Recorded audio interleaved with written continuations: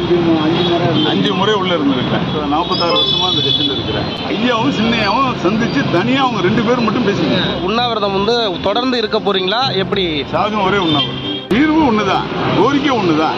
ஐயாவும் சின்னையா சந்திச்சு பேசணும், அவ்வளவுதான். ஐயாவோட 5 முறை உள்ள இருந்திருக்கேன்.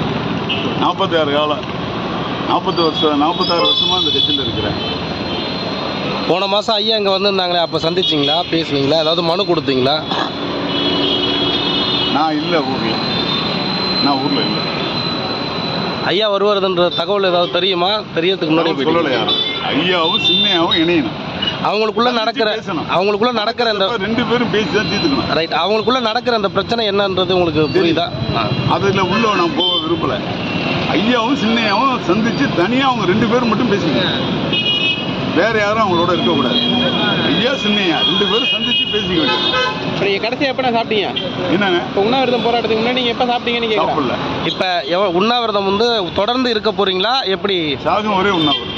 இப்போ இந்த இடத்துல தான் தொடர்ந்து உண்ணாவிரதம். இங்கே தான். இப்போ காவலர்கள் உங்ககிட்ட பேச்சுவார்த்தை நடத்திட்டு இருக்காங்க, என்ன சொல்றீங்க?